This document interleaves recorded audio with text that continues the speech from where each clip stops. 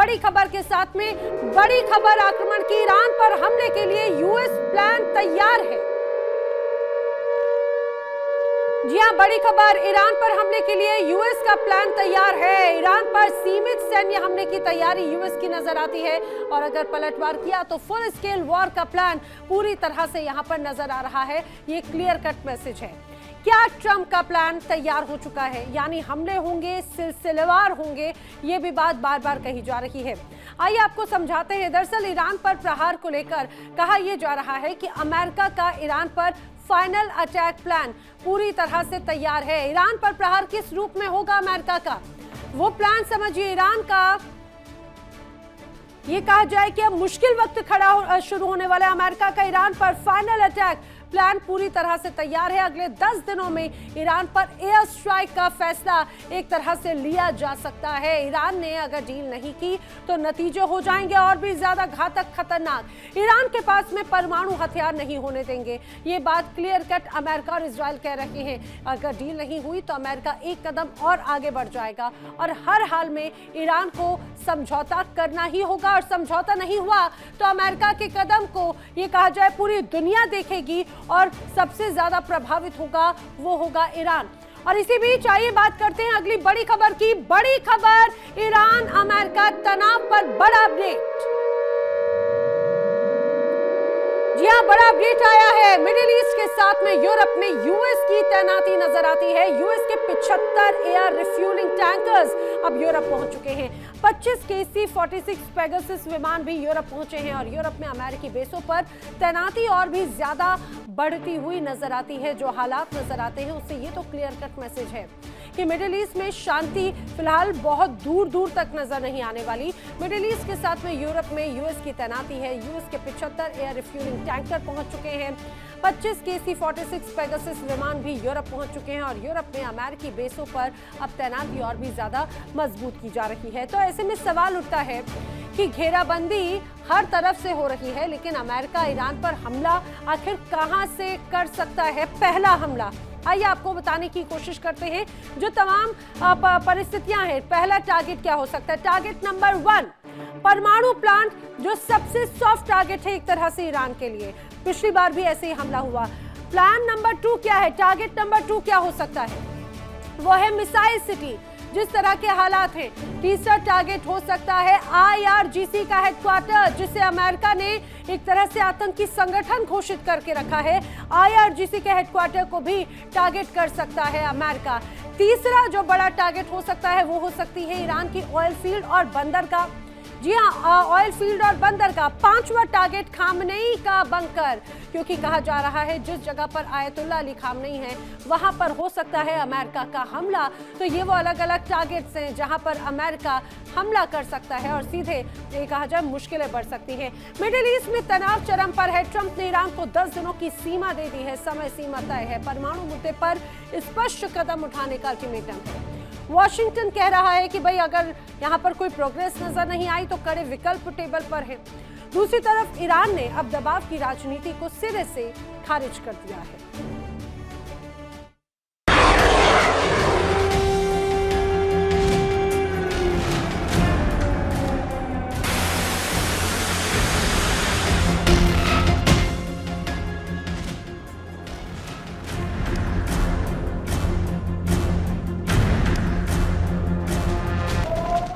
Middle east एक और बड़े संकट की ओर बढ़ रहा है।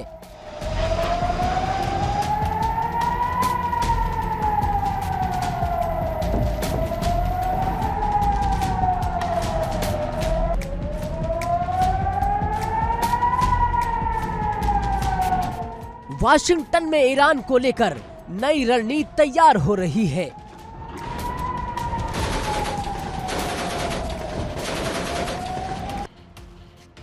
ट्रंप ईरान के परमाणु कार्यक्रम को लेकर 2 चरणों में हमला करने का प्लान बना रहे हैं। दूसरी ओर तेहरान में सर्वोच्च नेता अली खामनेई पहले ही साफ कर चुके कि दबाव की राजनीति स्वीकार नहीं होगी।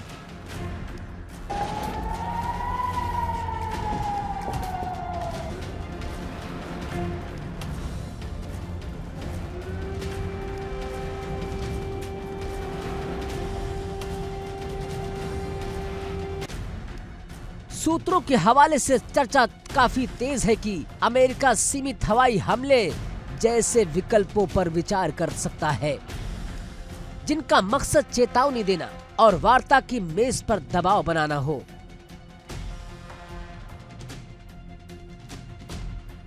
अमेरिका का कहना है कि संवर्धित यूरेनियम का नियंत्रण या निर्यात, लंबी दूरी की मिसाइल क्षमताओं पर रोक लगे और क्षेत्रीय सशस्त्र समूहों को समर्थन देना बंद हो। यहां याद रखना जरूरी है, साल 2015 में हुआ परमाणु समझौता, जिसे joint comprehensive plan of action कहा जाता है, पहले ही अमेरिकी वापसी के बाद कमजोर पड़ चुका है। अब सवाल ये है कि क्या दबाव से नई डील संभव है या हालात और बिगड़ सकते हैं। दूसरे चरण यानी कि बड़े पैमाने पर सैन्य विकल्प भी खुले हैं। दावे के मुताबिक अगर पहले चरण से खास नतीजे नहीं मिले तो बड़े स्तर पर सैन्य विकल्पों पर विचार हो सकता है। हालांकि सैन्य विशेषज्ञ चेतावनी देते हैं कि ईरान का भूगोल, क्षेत्रीय नेटवर्क और क्षमताएं किसी भी लंबी कार्रवाई को जटिल बना सकती हैं। पिछले हफ्तों में अमेरिका ने मिडिल ईस्ट में अपनी मौजूदगी लगातार बढ़ाई है। एयरक्राफ्ट कैरियर स्ट्राइक ग्रुप जैसे यूएसएस गेराल्ड और यूएसएस अब्राहम लिंकन क्षेत्र में तैनात किए गए हैं। साथ ही 100 से ज्यादा लड़ाकू विमान, दर्जनों युद्धपोत और हजारों सैनिकों की तैनाती है। संदेश साफ है, सैन्य तैयारी भी दिख रही है, लेकिन क्या तैयारी का मतलब कार्रवाई है, ये अभी साफ नहीं है। वाशिंगटन दबाव की नीति पर आगे बढ़ता दिख रहा है। तेहरान झुकने को तैयार नहीं दिखता। क्या रणनीतिक दबाव है या किसी बड़े टकराव की भूमिका है? दुनिया की नजरें दोनों राजधानियों पर है। बयान सख्त है, तैयारी दिख रही है, लेकिन अंतिम फैसला अभी बाकी है।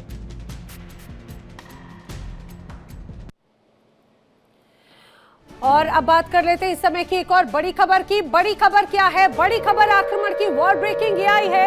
ईरान का मिसाइल लॉन्च के लिए नोटैम जारी कर दिया गया है। अब मिसाइल लॉन्च के लिए ये एक तरह से गाइडलाइन है। सेंट्रल ईरान से ओमान खाड़ी तक पूरी तरह से ये एडवाइजरी जारी की गई है। बहुत बड़े मिसाइल हमले को लेकर ये कहा जाए कि तैयारी चल रही है। स्ट्रेट ऑफ हॉर्मुज में एयर स्पेस भी एक तरह से बंद कर दिया गया है। पहले ही ये कहा जाए हॉर्मुज स्ट्रेट में बड़ा तनाव नजर आ रहा था क्योंकि यहाँ पर युद्ध अभ्यास था। अब ऐसी ही एक और बड़ी एडवाइजरी यानी नोटैम जारी कर दिया गया है।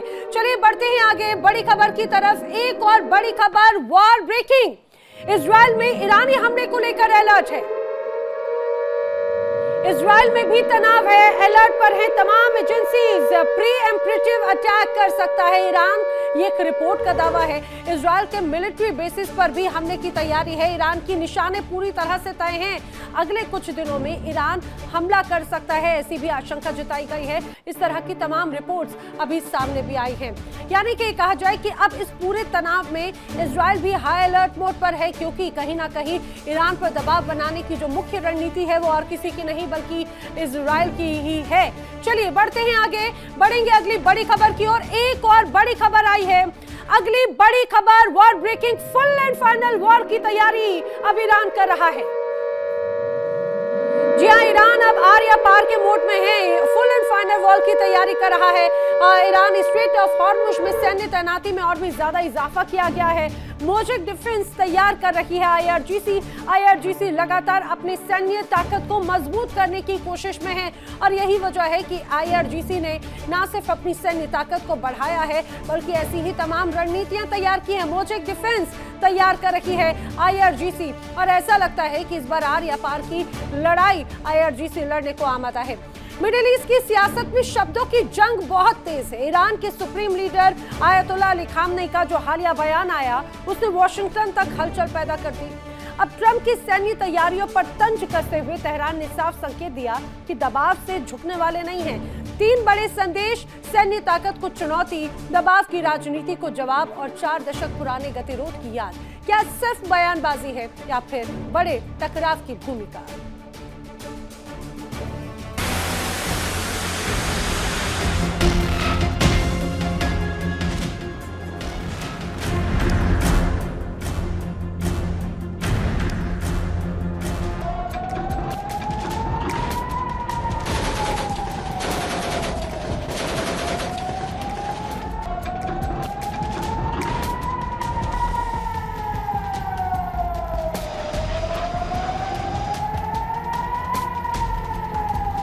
खामनेई की 3 बातें डोनाल्ड ट्रंप को सोने नहीं देती।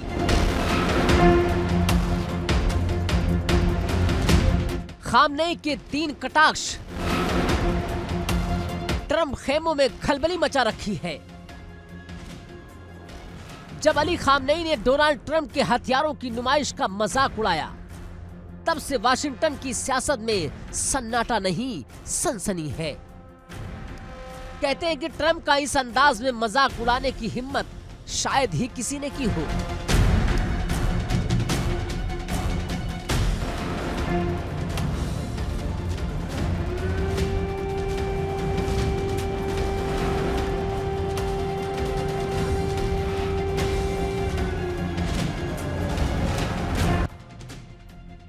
लेकिन ईरान के सुप्रीम लीडर ने 1-2 मिनट नहीं, पूरे 30 मिनट तक तंज पर तंज कसते रहे और इन 30 मिनटों ने अमेरिकी सियासत में हलचल मचा दी।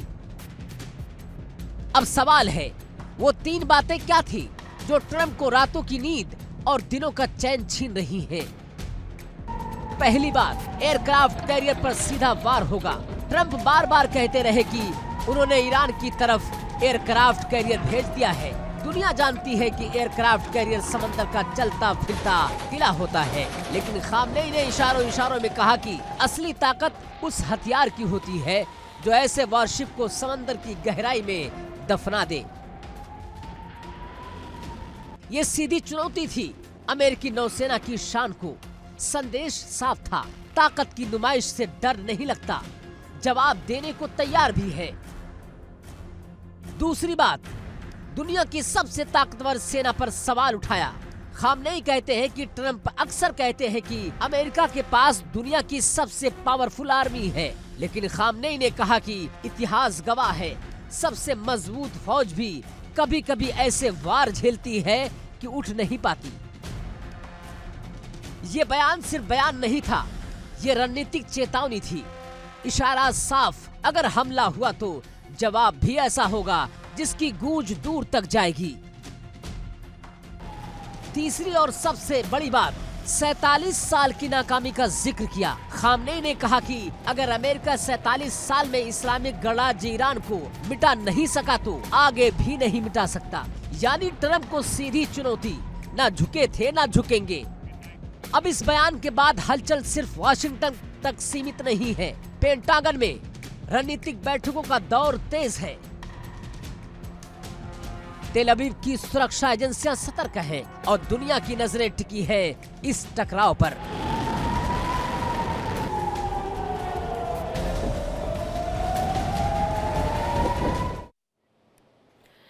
तो हॉर्मुज स्ट्रेट जो सबसे महत्वपूर्ण हिस्सा माना जाता है, उस जगह पर बड़े स्तर पर तनाव है, क्योंकि ईरान एक तरह से इसी हॉर्मुज स्ट्रेट का सहारा लेकर उसकी आड़ में लगातार दबाव बनाने की कोशिश कर रहा है अमेरिका पर। अमेरिका बखूबी जानता है कि अगर हॉर्मुज स्ट्रेट को बंद कर दिया तो उसका असर किस तरह से पूरी दुनिया पर पड़ेगा, और उसमें अमेरिका भी शामिल है।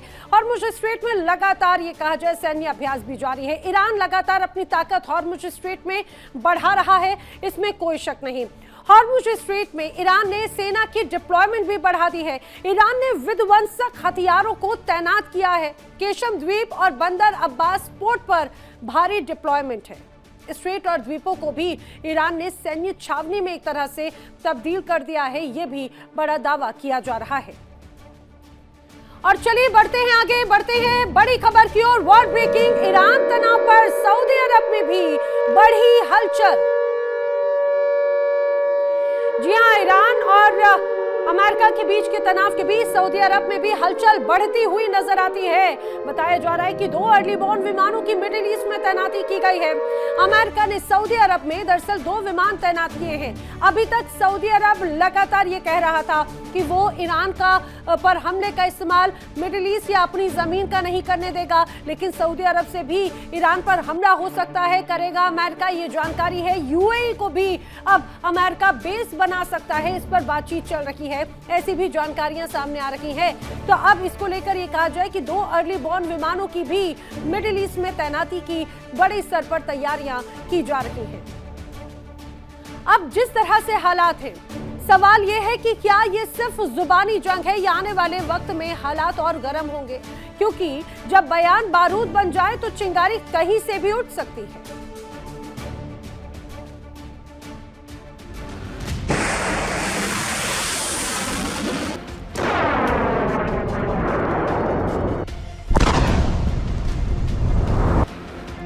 यानी खामनेई ने ट्रंप को सीधा पिन मार दिया है।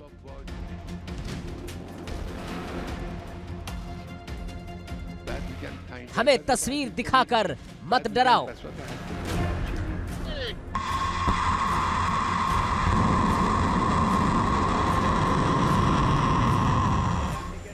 ये कहकर डराने की कोशिश ना करो कि एयरक्राफ्ट भेज दिया, फाइटर जेट तैनात कर दिया, मिसाइलें मुस्तैद कर दी, तोपें खड़ी कर दी।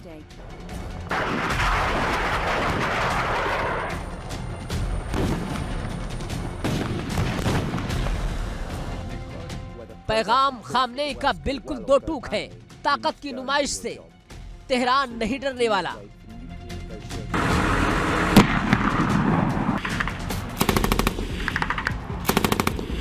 अली खामनेई के इशारों में चेतावनी है और ट्रंप के बयानों में गरज है। हॉर्मुज की खाड़ी यानी स्ट्रेट ऑफ हॉर्मुज, जहां से दुनिया के तेल की नब्ज गुजरती है, वहां ईरान अपनी ताकत का इजहार कर चुका है। सैन्य अभ्यास, तेज गश्त और लगातार एआई वीडियो के जरिए अमेरिकी एयरक्राफ्ट कैरियर को समंदर के बीच जलता हुआ दिखाया जा रहा है।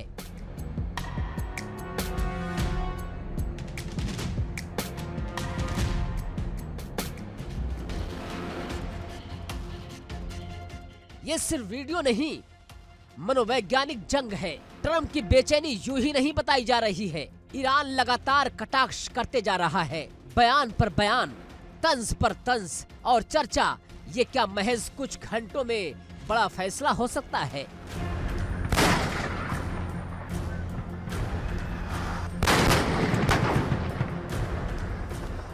लेकिन कहानी सिर्फ आज की नहीं है, इतिहास की भी है। कभी स्पेनिश साम्राज्य सूरज न डूबने वाला साम्राज्य था, फिर ब्रिटिश एम्पायर दुनिया पर राज करता था और 20वीं सदी में सोवियत यूनियन महाशक्ति कहलाता था। लेकिन हर सुपर पावर के उत्थान के साथ उसका पतन भी इतिहास में दर्ज होता है।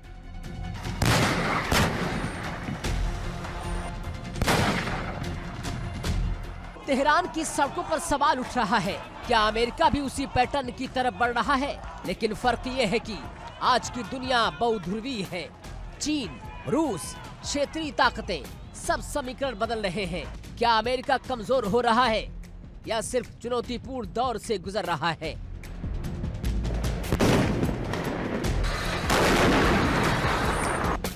तो क्या ईरान का अमेरिका के सामने झुकना किसी बड़े खेल का संकेत है? क्या तेहरान को बैकडोर सपोर्ट मिल रहा है या फिर पर्दे के पीछे कोई नई रणनीति तैयार है?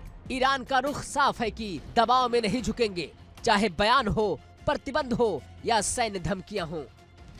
सवाल ये भी उठ रहा है कि क्या ईरान को कूटनीतिक या रणनीतिक स्तर पर कुछ देशों का मौन समर्थन मिल रहा है? अंतर्राष्ट्रीय राजनीति में अक्सर दोस्ती खुलकर नहीं, संकेतों में दिखती है।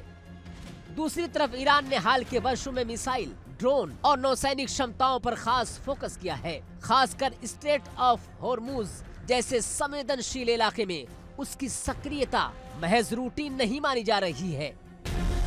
तो क्या यह सिर्फ जुबानी जंग है या शतरंज की बिसात पर अगली चाल चलने की तैयारी है? फिलहाल तस्वीर धुंधली है, लेकिन इतना तय है कि ये टकराव सिर्फ दो देशों का नहीं, वैश्विक संतुलन की परीक्षा बन चुका है। इतिहास कहता है जब ताकत चरम पर होती है तब चुनौती भी चरम पर होती है, और जब टकराव अहंकार से टकराता है तो नतीजा सिर्फ दो देशों तक महदूद नहीं रहता। अब दुनिया की निगाहें वाशिंगटन और तेहरान पर है। क्या ये सिर्फ बयानबाजी है या इतिहास एक नया अध्याय लिखने को तैयार है? बयान तल्ख है, भाषा आक्रामक है, लेकिन जंग का फैसला अक्सर माइक्रोफोन से नहीं, रणनीति की मेज पर होता है। इतिहास चेतावनी देता है, युद्ध शुरू करना आसान, खत्म करना मुश्किल है।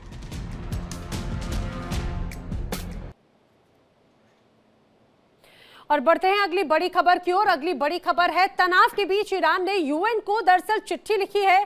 तनाव के बीच ईरान की ये चिट्ठी अपने आप में बड़ी गंभीर है। वॉर ब्रेकिंग, तो बड़ी खबर, तनाव तो लगातार जारी है, लेकिन यूएन को लिखी है एक चिट्ठी ईरान ने और ये है उसका एक तरह से हिस्सा, एक मजमून। और समझिए, इस चिट्ठी में कई बड़ी बातें हैं। अगर हमला हुआ तो दुश्मन के बस टारगेट पर हम होंगे, अमेरिका की धमकी यूएन चार्टर का उल्लंघन है, ये बात भी इस चिट्ठी में लिखी गई है। तनाव जिस तरह से ईरान और अमेरिका के बीच में है, अब उसमें अंतर्राष्ट्रीय कानूनों की भी दुहाई जरूर दी जा रही है। यूएन को जो लिखी है चिट्ठी ईरान ने, उसमें कई महत्वपूर्ण बातें लिखी गई हैं। उसमें ये कहा है कि अगर हमला होता है तो दुश्मन के सिर्फ हम टारगेट पर ही हैं और टारगेट पूरी तरह से तय है, और जिस तरह से हमले की रणनीति तैयार की जा रही है या दबाव की जो कोशिश की जा रही है वो गैर कानूनी है, वो यूएन चार्टर का उल्लंघन है, और अगर हमला हुआ तो इसमें कई मासूम लोगों की जान चली जाएगी, ये भी बात इस दौरान कही गई है। अब इसी बीच एक और बड़ी खबर आपको बताते हैं। ब्रिटेन ने अमेरिका को दिया है बहुत बड़ा झटका। जी हाँ, ईरान पर हमले के लिए दरअसल अब अपने बेस नहीं देगा। हमले में अंतर्राष्ट्रीय कानून का खुला उल्लंघन होने की बात इस दौरान कही गई है। तो अमेरिका के लिए ये बड़ा झटका है। अमेरिका जिस तरह से ये दावा कर रहा था कि ईरान को घेरने के लिए वो अपने अन्य साथियों का एक तरह से सहयोग ले, लेकिन उसमें धीरे धीरे करके विकेट गिरते जा रहे हैं। पहले कहा जाए कि जिस तरह से खाड़ी के ही कई देश हैं वो क्लियर कट मैसेज दे चुके थे कि वो अपनी जमीन का इस्तेमाल नहीं होने देंगे। अब ब्रिटेन भी उस फहरिस्त में है। ब्रिटेन ने भी अमेरिका को बड़ा झटका ये कहते हुए दे दिया कि ईरान पर अगर हमला करना है तो हम अपने बेस का इस्तेमाल नहीं होने देंगे, क्योंकि ये हमला अंतर्राष्ट्रीय कानून का खुला उल्लंघन है। तो ये मान के चलते हैं कि आने वाले वक्त में ये कानून की जो तमाम अलग अलग स्थितियां हैं वो जरूर बीच में आ सकती हैं। अमेरिका को बड़ा झटका, और वो भी उसके सबसे पुराने साथी ब्रिटेन से। ईरान पर हमले की तैयारी कर रहा है अमेरिका, और अब उसे ब्रिटेन ने क्लियर कट साफ शब्दों में मना कर दिया। ब्रिटेन ने अमेरिका को अपने सैन्य अड्डों के इस्तेमाल की इजाजत देने से क्लियर कट कह दिया है नो।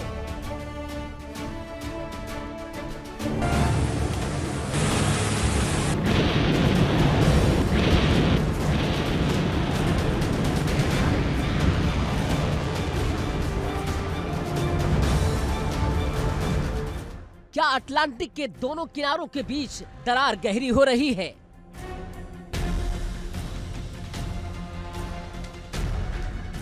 क्या ईरान को लेकर अमेरिका और ब्रिटेन आमने सामने हैं?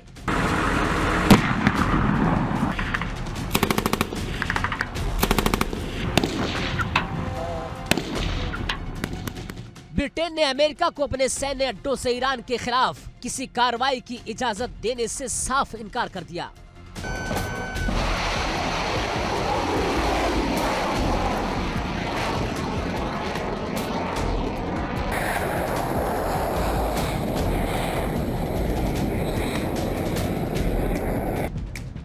यानी अब अमेरिका विमान ग्लास्टर शायर में फेयरफोर्ड और हिंद महासागर के डियागो गार्सिया से बिना ब्रिटिश मंजूरी उड़ान नहीं भर सकेंगे। रिपोर्ट के मुताबिक लंदन ने ईरान के खिलाफ किसी भी काल्पनिक सैन्य कार्रवाई के लिए अपने बेस मौजूद कराने से साफ इनकार कर दिया है।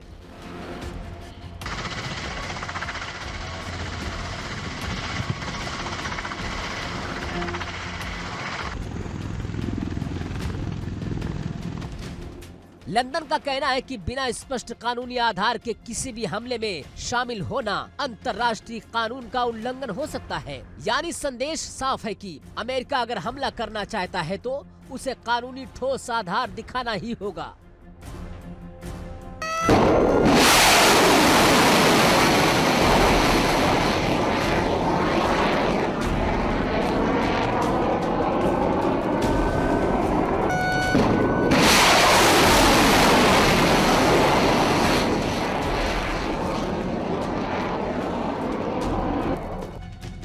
वहीं ट्रंप ने ब्रिटेन के फैसले की कड़ी आलोचना भी की है। अपने social media platform truth social पर ट्रंप ने इशारों में कहा कि एक अस्थिर और खतरनाक सरकार के खतरे को खत्म करने के लिए अमेरिका को डियागो गार्सिया और फेयरफोर्ड का इस्तेमाल करना पड़ सकता है।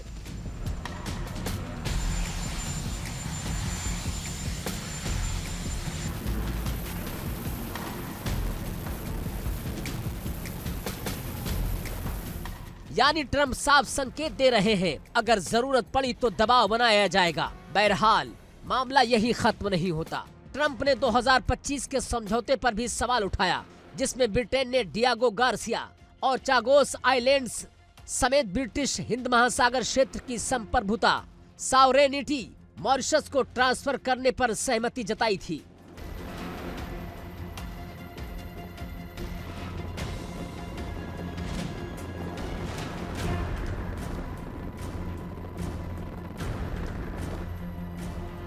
ट्रम्प का संकेत ये था कि अगर ब्रिटेन रणनीतिक इलाकों पर अपनी पकड़ ढीली करेगा तो अमेरिका की सैन्य जरूरतें प्रभावित होंगी।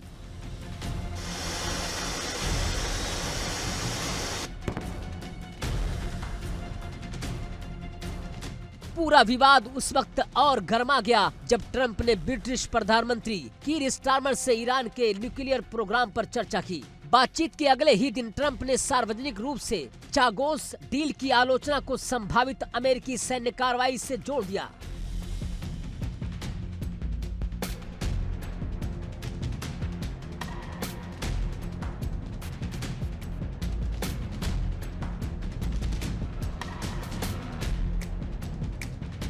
अब सवाल यह है कि क्या अमेरिका और ब्रिटेन के बीच दरार गहराने लगी है। इतिहास गवाह है कि अमेरिका यूके संबंधों को स्पेशल रिलेशनशिप कहा जाता रहा है, लेकिन अगर रणनीतिक फैसलों पर मतभेद खुलकर सामने आने लगे तो ये सिर्फ दो देशों का मामला नहीं रहता।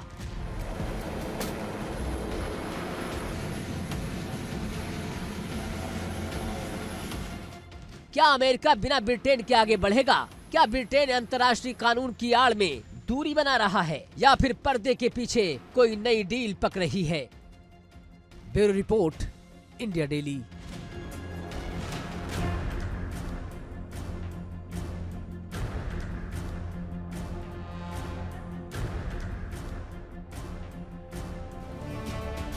और आइए बात कर लेते हैं अगली बड़ी खबर की। अगली बड़ी खबर है जॉर्डन से। जॉर्डन में अमेरिका की जबरदस्त तैनाती हो चुकी है।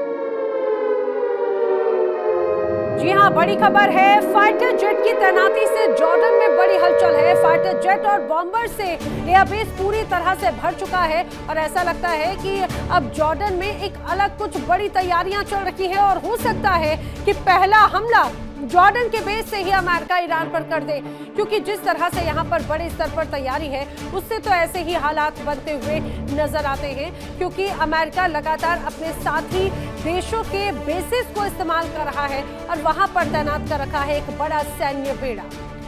अब बड़े सवाल जो लगातार सामने आते हैं उसको लेकर यही कहा जा रहा है, आखिर रणनीति क्या है अमेरिका की? क्या मिडिल ईस्ट एक बार फिर से जंग की दहलीज पर है? क्या अमेरिका ईरान पर हमला कर सकता है? और सबसे बड़े सवाल तो दुनिया की सबसे ताकतवर सेना होने के बावजूद जमीनी हमला लगभग नामुमकिन आखिर क्यों माना जा रहा है?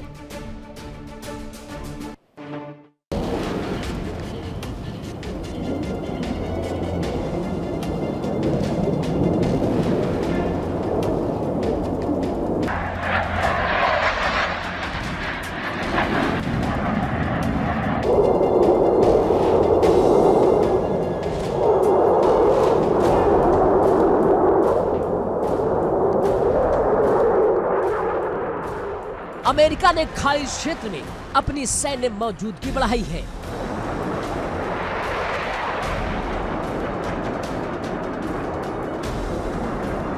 अमेरिकी नौसेना के विमान वाहक पोत जैसे यूएसएस अब्राहम लिंकन और यूएसएस गेराल्ड आर फोर्ड इलाके में तैनात किए जा रहे हैं।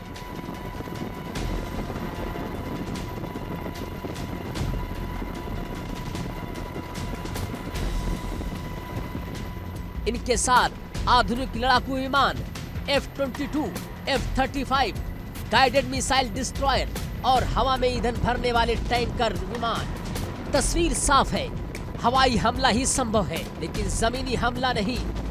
यहीं से कहानी बिल्कुल बदलती है।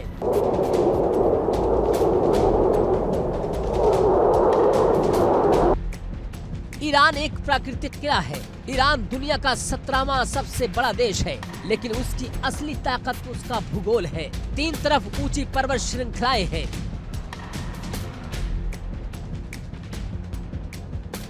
बीच में विशाल रेगिस्तान है, दक्षिण में गहरे समुद्री रास्ते हैं और सबसे अहम जाग्रोस पर्वत है। करीब 900 मील लंबी ये पर्वत श्रृंखला उत्तर पश्चिमी से दक्षिण पूर्व तक फैली है।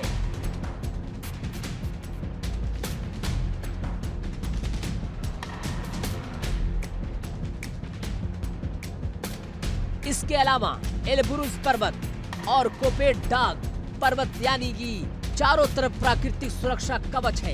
यहाँ टैंकों और भारी हथियारों के साथ सेना को आगे बढ़ाना बेहद कठिन होगा। इतिहास गवाह है कि ईरान को जीतना आसान नहीं रहा। मंगोल आक्रमण के दौरान ही बड़े पैमाने पर बाहरी सेना अंदर तक पहुंच पाई थी। उसके बाद कई ताकतों ने कोशिश की, लेकिन फारस के केंद्रीय इलाकों तक पहुंचना हमेशा चुनौती रहा। ये इलाका सिर्फ सैन्य ताकत से नहीं, भूगोल, जलवायु और स्थानीय प्रतिरोध से भी तय होता है। ईरान की करीब 800 मील लंबी तट रेखा है, आधा हिस्सा फारस की खाड़ी में, आधा ओमान की खाड़ी में, लेकिन दक्षिणी तटों पर उतरना भी आसान नहीं। इराक सीमा के पास शस्त अल अरब क्षेत्र दलदली है। 1980 के दशक में सद्दाम हुसैन की सेना को इसी इलाके में भारी नुकसान का सामना करना पड़ा था, यानी समुद्री रास्ता भी जोखिम भरा है और जमीनी हमला मतलब लंबी आपूर्ति लाइनें, पहाड़ी इलाकों में लड़ाई, स्थानीय प्रतिरोध और संभावित क्षेत्रीय विस्तार। यही कारण है कि 2003 के इराक युद्ध के बाद अमेरिका बेहद सतर्क माना जाता है। Bureau report, India daily.